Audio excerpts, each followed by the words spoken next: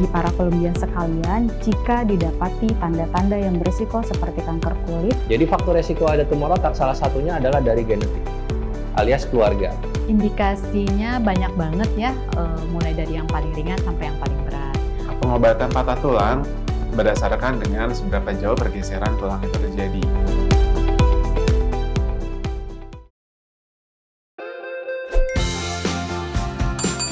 Halo Columbians, saya Dr. Aldo. Saya adalah dokter spesialis ortopedi subspesialis cedera olahraga yang berpraktek di Rumah Sakit Columbia Asia Pulau Mas. Pada video kali ini, saya akan membahas mengenai efek pemijatan pada kasus patah tulang pada kecelakaan. Cedera patah tulang dapat didiagnosis dengan menggunakan pemeriksaan fisik yang dilakukan oleh dokter saat pertama kali datang, dan kemudian juga dengan pemeriksaan penunjang yang dapat berupa ronsen atau radiologi, dan kemudian dapat diikuti dengan pemeriksaan penunjang lainnya, seperti misalnya CT scan atau bahkan MRI. Resiko utama jika patah tulang tidak diobati secara tepat, yang nomor satu yang pasti pasien yang mengalami patah tulang tersebut akan mengalami nyeri yang berkepanjangan.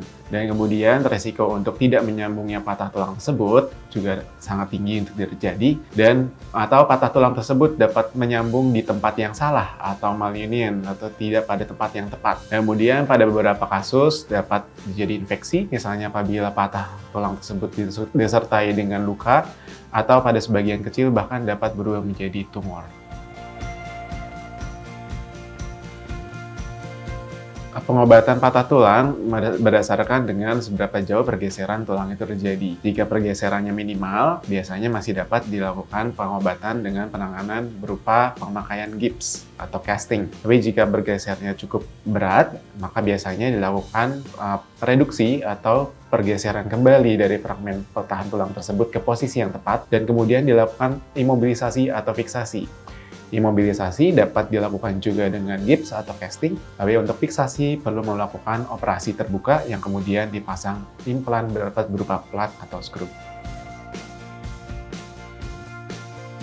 Pada setiap kasus patah tulang, sebaiknya tidak dilakukan pemijatan atau pengurutan terlebih dahulu, tapi sebaiknya dengan melakukan pemeriksaan medis yang tepat, datang ke tempat yang tepat, bertemu dengan dokter yang tepat. Pemijatan pada kasus patah tulang justru dapat menyebabkan pergeseran yang semakin berat dan pembengkakan yang semakin berat juga. Tidak ada situasi yang memungkinkan pada kasus patah tulang untuk dibawa ke tempat pemijatan atau tempat pengurutan terlebih dahulu. Karena pada beberapa kasus patah tulang dapat terjadi cedera terhadap syaraf atau pembuluh darah di sekitar patahan tulang tersebut, yang dimana kasus tersebut tidak dapat terdeteksi apabila pasien tersebut tidak dilakukan pemeriksaan yang tepat atau tidak dibawa ke tempat profesional yang tepat.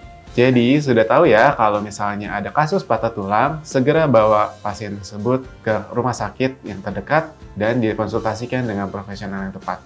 Tetap update informasi terkini bersama dokter, semoga bermanfaat dan salam sehat.